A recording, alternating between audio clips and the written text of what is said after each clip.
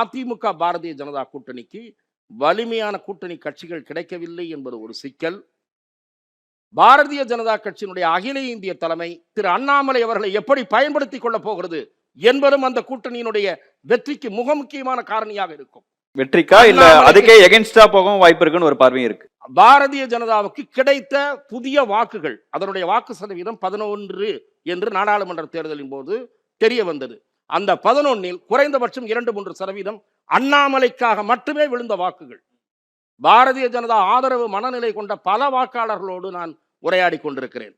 அவர்கள் அண்ணாமலைக்கு கிடைக்கிற ரெகக்னேஷன் பிளஸ் அண்ணாமலை டூர்ல போறாரா, போனாதான் ஓட்டு போடுவோம், இல்லைன்னா எங்க தொகுதியில பாஜக நின்னா போடுவோம், ஏடிஎம்கேக்கு போட மாட்டோம். பாஜக தனித்து ஆட்சி அமைக்கும் அப்படின்லாம் ஒரு பில்டப்ப கொடுத்துட்டு கூட்டணியில போயிட்டு அவர் பிரச்சாரத்துக்கு போனா எடப்பாடி பழனிசாமி அவர்களை வந்து எப்படி எல்லாம் விமர்சிக்க கூடாது அப்படிலாம் விமர்சிச்சுட்டு அவருக்கு ஆதரவா பிரச்சாரத்துக்கு போனா நெகட்டிவா போகவும் வாய்ப்பு இருக்குல்ல. பொறுத்திருந்து பார்க்க பாஜக ஆதரவு மனநிலை கொண்ட வாக்காளர்களும் பாரதிய ஜனதா தீவிர ஆதரவாளர்களும் அண்ணாமலைக்கென்று உருவாகி இருக்கக்கூடிய ஒரு வட்டமும் அதைத்தான் எதிர்பார்த்து காத்திருக்கிறது. அந்த ஜெல்லும் இன்னும் ஏற்படாதது ஒரு பலவீனம் என்று நான் பார்க்கிறேன்.